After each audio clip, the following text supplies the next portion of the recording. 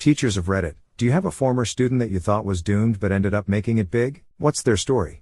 Not a teacher, but I had this classmate in high school who was the biggest DCK I saw in my entire life. Would beat people up if he didn't like the way they walked or whatever. Would made teachers so angry in class one of our teachers was rushed into the hospital due to hypertension.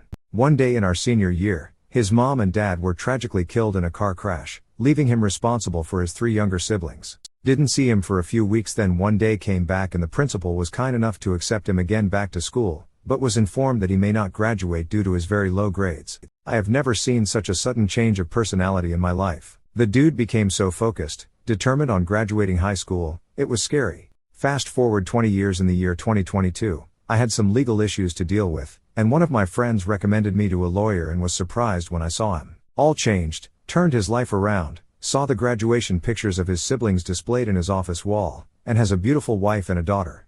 So now we know the antidote to bullying. The coveted Batman cure. I wonder whether his parents were the problem in the first place. Unhappy home life often translates into bad behaving and performing children at school. Not a teacher, I worked administration in an elementary school, but I did take kids with low reading scores to the side to give them tutoring whenever I could. One kid stuck out. 15 words read per minute despite being 8 years old. She had no confidence in herself, was too terrified to talk to anyone, burst into tears at any mistake she made. Let's just say her family was unsupportive and difficult. I did not see progress for months. I was worried about her future in school if she continued to lag behind and be too anxious to make it in the world. But eventually, she started talking to me. She stopped crying at mistakes, repeating my mantra, "It's okay to make mistakes. Mistakes mean you're learning." The words per minute score went up little by little as she began to show interest in different reading materials. By the end of the school year, she was looking forward to seeing me, and her teacher said she was excited when the class took library trips. That teacher and I convinced the school to let me continue monitoring the student into the next school year. They agreed. One more year of tutoring passed. That shy, terrified girl became confident and happy. She talked to everyone, helped out in class, and demonstrated fascination with learning new things. The new teacher told me how this kid was always trying to sneak books in between classwork. In 2nd grade, when we began, this student was one of the lowest scored readers in her grade, but by mid-year of 3rd grade, she was highest score. She was even helping out other kids. I worked for a couple years after she graduated from my tutoring, so I got to see her in the hallways. She always liked to tell me what she read in class, what she read in her personal time, and see what I'd recommend for her to read next. By the time I left my job, she was going to middle school and I knew she'd be just fine. As an avid reader, thank you for never giving up on her. Avid reader too, and I wanted to spread my passion to the next generation. Plus, as a dyscalculia sufferer, math version of dyslexia, I could get inside the mind of the dyslexic students. It must be hot in here because my eyes are sweating again. Thank you for being something wonderful in this world. I hope Kevin's teacher turns up with an update. Same. Remember that time he tased himself in the neck? Classic Kevin. She did about a year ago, and Kevin actually turned out okay. He graduated, got married, and was working as a sous chef. Kevin was removed from the culinary arts program after leaving a cutting board on the gas stove and starting a fire, twice. A sous chef, you say? Stoner kid who did nothing but doodle on everything. Ended up a big shot at Lucasfilms and then Disney. Dude was probably sketching down big break ideas back then. I misread this as saying ended up being shot at Lucasfilms and then Disney. And was like, WTF, this is not a happy ending, and they hated him so much they shot him at 2 different locations? I taught a first-year university course. It was the fall semester, so for many students it was their first semester at university ever, and I had one student who struggled. She was young, it was her first time living away from home, and she seemed perpetually overwhelmed. I think she was just naive and inexperienced. About a month into the semester and her grandmother passed and they were very close. She came to my office to tell me she had to go home for the funeral and would miss a couple of classes. She was sobbing and I comforted her and told her not to worry about class. When she left my office, I honestly thought that I would never see her again and that she was going home permanently. I was wrong. She came back a week later and she was laser focused. She started speaking out in class and asking questions. She came to all of my office hours and study groups, and she began to make connections with other students in the class. She absolutely blew it out of the water, aced the final exam, and finished the course with the highest grade. We stayed in contact and I was actually her reference for an intensive internship that she was very excited about. She got it. I will never forget her and she truly humbled me. Was really a lesson for me not to underestimate people. Probably a failing health scenario. Had the same deal with my grandparents not too long ago. If slow and prolonged, death by disease is stressful for extended family. For me, it induced a significant amount of guilt to be pursuing my own goals when the clock was ticking on a loved one. I missed helping out where I could. Didn't say goodbyes and still have to live with it. Gonna bet she found some closure at the funeral and was able to get her head back in the game. Probably also needed to ask more questions to refresh on what was not learned in the first month. This led to my failure of nursing school. I had family back home dying of cancer. Hard to not think about it, hard to focus back on schoolwork and stuff, but schoolwork seems so trite when somebody is dying. For my primary school teachers, I was probably that kid. Never spoke, could never finish a worksheet to save my life. Had all the tutoring in the world and I just couldn't understand numbers. Didn't understand punctuation for a while either. Luckily, English just clicked for me one day and I went from F to A in a week. Turns out I had undiagnosed autism and the way they were teaching these fundamentals didn't slot into my head right. God bless my extra help teachers because they sat me down and gave everything the most arbitrary rules so that it would make sense. I can't remember them properly now, but I just remember explaining my young self's logic of the world to her and she made all the punctuation and math symbols slot into those rules so I could use full stops and multiply things without going crazy. Now I'm in university studying STEM, probably still applying a lot of Mrs. Brown's logic without realizing it. Bless that woman's patience because I wouldn't have been able to get into top classes in secondary school without her. Had a similar experience growing up, autistic and diagnosed late in life. Did fine in anything language-based, but mathematics never clicked for me. Not because I didn't comprehend it. Well, sometimes that was the case, but not always. I just always figured I was magically bad at math. Didn't have the brain for it. In junior year of high school, my Algebra 2 class, I had a teacher who also worked with autistic children. She pulled me aside one day to talk. She said, "You do so well on your homework, but when you turn in your test papers, your answers are wrong." But she was the first teacher to notice that the process was correct. I knew the formulas, but at some point during the process, I would read a number wrong. Think reading the product 1372 as 1732. It was such a small error, usually in the first few steps, which meant when I proofread my work I would probably misread the number again and not notice. The answer would be wrong, and I'd go looking desperately for the mistake, but since the math was correct I could never figure it out. So many teachers asked me to show my work over the years, and only one teacher looked at it enough to see a pattern. She asked me if I wanted to take my tests in the guidance office. The thing is, when I verbalize every step, I will catch those errors way better. You just can't verbalize your process during a test in a classroom full of people. As soon as I was in a room by myself and could verbalize my process, I started acing everything.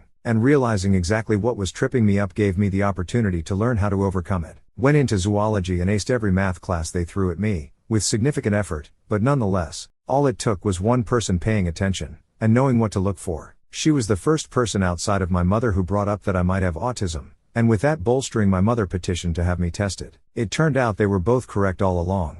In a single conversation she changed my life, and I still think about her all the time. I've never heard anyone describe it so closely to what I struggle with. I thought I might be dyslexic because it's so persistent, but I've never really had an issue with reading comprehension itself. So it's really interesting to read this. Good to know there are genuinely good tutors out there. I have dyslexia and my tutor would explain the same thing over and over and then yell at me for not knowing it. I never thought a student would go bad but had them go good. I did have a student who was supposed to be a high school dropout but ended up graduating law school with honors. Sounds like that was a case where the kid was smart but bored and needed a passion to find. Greater than sounds like that was a case where the kid was smart but bored and needed a passion to find. Unfortunately this happens at small and poor schools quite a bit. A guy a year ahead of spent a large amount of time in detention because he was screwing around in specific classes. He was bored out of his mind. Now he's a dentist. Son of two teachers, not a teacher. Our class criminal was acting out in grade school. He was a bully. He'd push kids downstairs. He grabbed the boobs of the first girl in our class to have them. When he'd get in trouble, he'd run away from school, and the principal would get in his VW bug and chase the kid down. In junior high, he was suspended as often as he was in class it seemed. The same was true in high school. He didn't so much as graduate, as was passed on a plea bargain, and #X200B. Many years later, I saw him on Facebook. He's an oil man in TX. His house is bigger than my yard, by a lot. He has a beautiful wife, and daughter. On the surface, he made it, and is living the dream. Now, he may still be a criminal. Financial success doesn't make one a good person. I don't know who he is these days. All I can say is growing up, I pictured him in jail or maybe in a trailer park as an adult. I never pictured him in a mansion living the high life. Greater than he's an oil man in TX. Does he look and sound like this? Money may be nice, but I'd rather have a small house than work on an oil rig. That's a dangerous life. I bet he started on a rig or in a field, but he looks like a suit and tie guy these days. I agree 100% though. My job gets me by, barely, but I'm safe and have good work-life balance. I'd rather barely scrape by than be financially well off and either in danger, or stuck at work all the time not enjoying the fruits of my labor. 40 hours a week is as much as I care to put in. I'd prefer less, to be honest. Taught geography to a very talented, and now famous, footballer. He wasn't particularly academic, but is now a multimillionaire. The tabloids loved his scandals, but I dare say he's loving his retirement now. Jamie Tart? Do. Wayne Rooney? Had a teacher tell me I'd probably end up managing a Borders, but they went under in 2011, so the joke's on her. At least they believed you could be the manager. Get yourself to Barnes & Noble. No way, op is why they went under.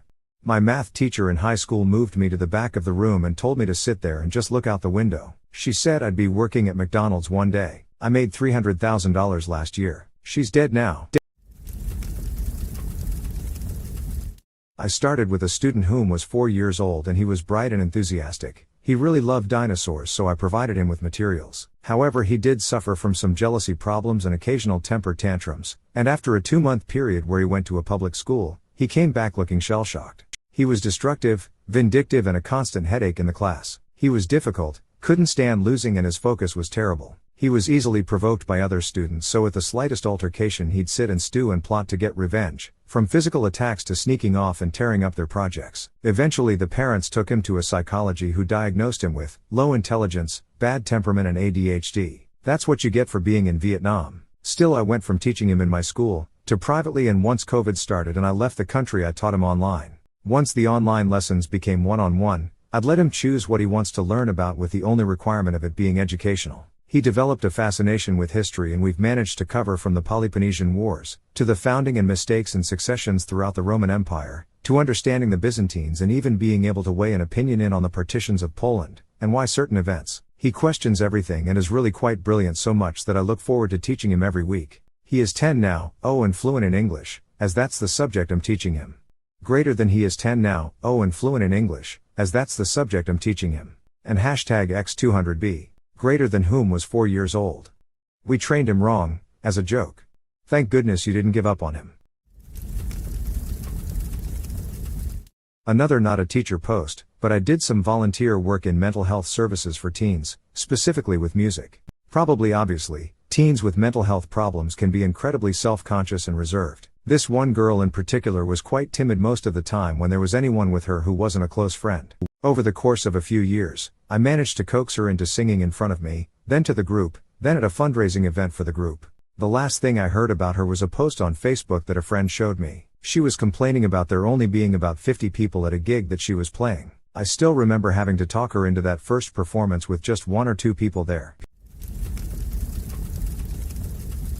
Not a teacher, but I was the special ed kid who was regular all along.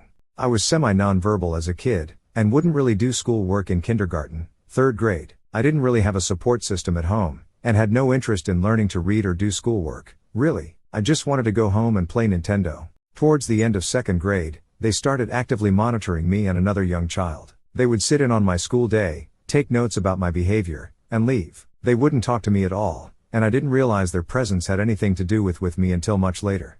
Based on those reports, they moved me to special ed. I'm not sure if they thought I was just slow, or on the spectrum, but every day I would leave class for half the day and go to direct one-on-one class with an aide. She taught me all kinds of fundamentals I should have had before then. I was in the 3rd grade before I learned how to tie my shoes, for example. She taught me how to read. She taught me how to communicate. By the 4th grade, I didn't have to go to special ed anymore. I was vaguely normal. It would take until the 8th grade before I finally made friends, but it would have never happened with her. Unfortunately, much of my childhood is kind of a vague blur. I can't even remember which of the elementary schools I went to where she was. I wish I knew how to unlock this memory and find her, if just to write a heartfelt letter of appreciation. Wherever you are, whoever you are, thank you for saving me. Define making it big? If you mean was famous for eating his wife, then yes, he made it big. Story time. Delicious wife. So a murderer or a porn star?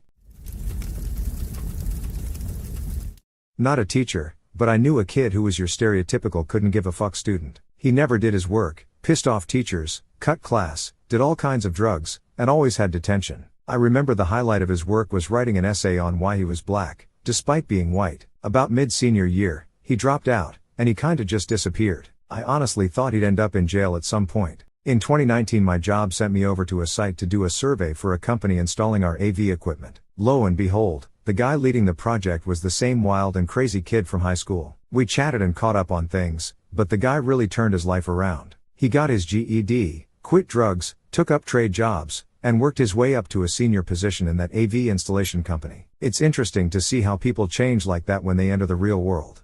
Kinda sounds like my oldest niece. She was a wild child, dropped out of HS her SR year, got married a couple times to losers. It was when she had her 2 daughters that reality slapped her in the face hard. She got her GED, had a good job for a while and met her current husband. They've been married for 12 to 13 years. He adopted both of her daughters and now she's a local realtor doing very well. Obligatory, not a teacher, but I was a guest speaker at a university. This is also somewhat the opposite of the question, but I wanted to share the story. I was speaking about data science and had built an interactive toy model to teach the kids about sentiment analysis that we played with at the end. For those unfamiliar, sentiment analysis is analyzing text to determine whether the feeling is positive or negative towards a topic. So the kids would put in keywords into positive and negative lists and it would automatically tell them how accurate their keyword lists were. So after the talk, the professor brought one student up to me to talk. He showed me something I still can't believe. He had built his own sentiment analysis tool, in Excel. These kids maybe didn't have much access to technology, even laptops seemed quite dated there. My guess is this was the only tool he had access to, and he built a custom sentiment analysis tool in Excel. My mind was a bit blown away by that. It was really impressive what this kid had managed to do given the limitations he was working within. I don't know what happened to that student, but I think about him sometimes and wonder where he ended up. I hope someone recognized that talent, and he's been given some amazing opportunities to create and code.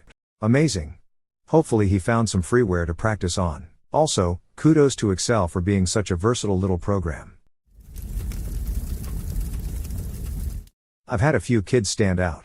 One of my first ones was a kid who was in my GR 10 drama class. Nice kid to me, no major issues. Funny, not super academically inclined, but started to really like drama and we got along. He missed class somewhat frequently for excused absences that were noted as court. I assume mostly weed related, just because of reasons. But I never asked. Anyway, halfway through the semester he came in and announced it was his last day because he was being sent to juvie and he was upset he wouldn't be able to code tongue and drama. His other courses they could manage through distance ed type things. Was subbing back at the school the following year and ran into him. He'd caught up on all his missing credits while in juvie because he had nothing better to do, so why not get some shit done? He was going to now graduate on time and was super proud of himself. Not sure where he's ended up now 10 years later. But weed is legal now, so as long as he's not dealing hopefully he's doing okay. Different school and where I ended up getting a permanent position, so I stayed in the same place for a while. Had this girl show up in GR9 and had her for arts and English. She was, a lot. She would full shut down and just not do anything. Or talk. Or she'd have a full-blown tantrum. She was exhausting. I drug her along through the arts class and got her participating some days, which was apparently huge because in elementary she was just left to do nothing all day because she wasn't disruptive. I jokingly suggested she take drama with me the following year, but she hated speaking in public, so figured that was a no-go. Did get her to do the lighting for the school show though. She took drama every year. By the end of GR12 she engaged with people, she could speak in front of the class, she was completing credits, slowly and with a lot of support, but you could get work out of her. Apparently I became her favorite teacher and I was one of the only ones she would do work for initially. But my God, was she a lot of work some days. Glad I stuck it out because we got there eventually. Oh, thank you for sharing those stories. Sounds like you made a big difference.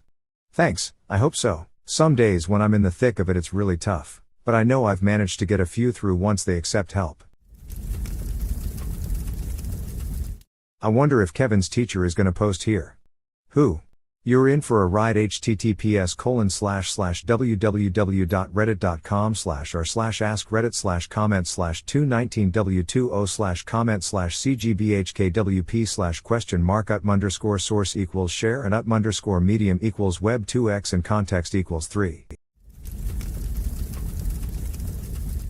Two students of mine, one in high school in the Northeast, one in middle school in the PNW, come to mind for this. Both were huge class clowns that had entirely middling grades, weren't actively rude to adults or their peers but were super disruptive because everything was far too easy for them. The high schooler is some sort of wildly successful wildlife biologist, and the middle schooler ended up getting into a fancy elite boarding school in the Northeast and is now in graduate school for aerospace engineering. I think a lot of the comments below highlighted that until these super smart kids were given something interesting and worthwhile to do, they found their own ways to make life challenging.